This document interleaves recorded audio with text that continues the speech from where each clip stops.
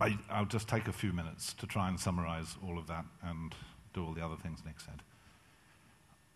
I want to start with a thought that was prompted by Professor Baumgart yesterday, which is when he said a lot of these things that we've made, these environments that we live in, these buildings that we've constructed, and these patterns of work that we've kind of taken as given, are clearly not designed for humans.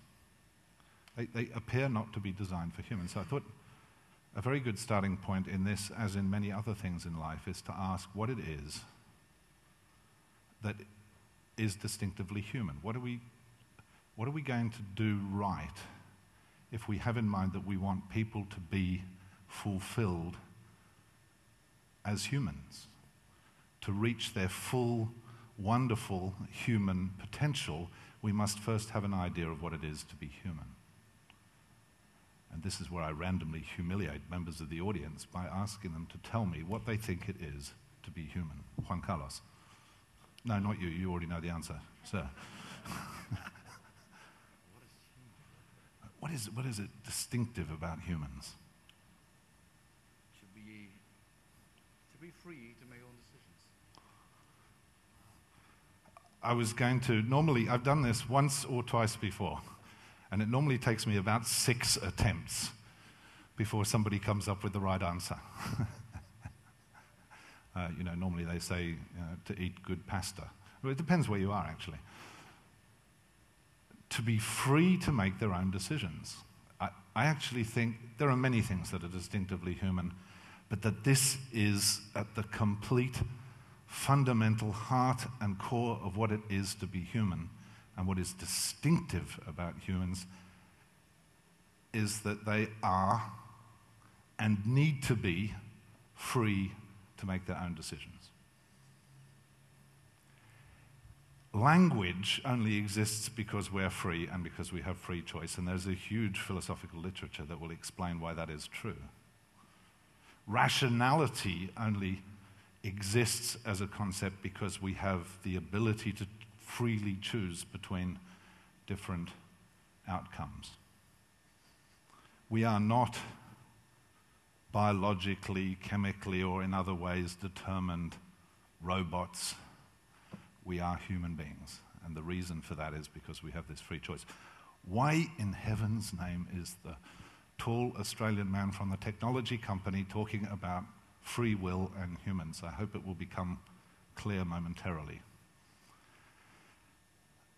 I agree with almost everything Carlotta said.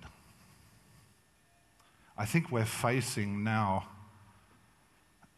actually, though, something distinctively and qualitatively different as a threat. And when I ponder on what Professor Roger and others said yesterday, the nature of this challenge that we have in front of us right now, of climate change, is a little different from some of the other challenges that we've faced.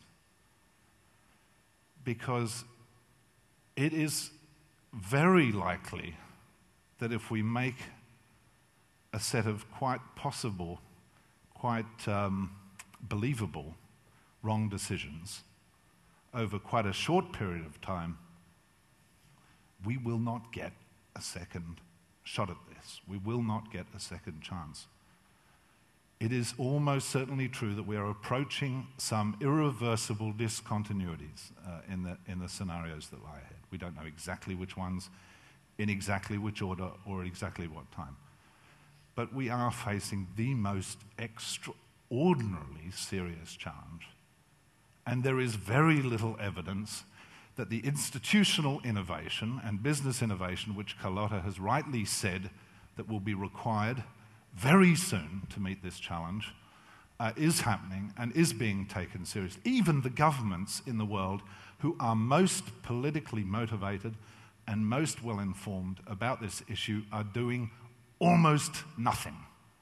I mean, literally close to nothing to address this issue in any kind of serious or innovative way. Why is this, and what can we do about it? And how can we root it in a proper understanding of what it is to be human and address Carlotta's challenge of reintroducing intelligent state activity in relationship to the market without chucking the market out with the bathwater. That's what we're really wrestling with here. And I think we're going about it in exactly the right way. And I hope the people in this room, I hope that will become clear why I think that.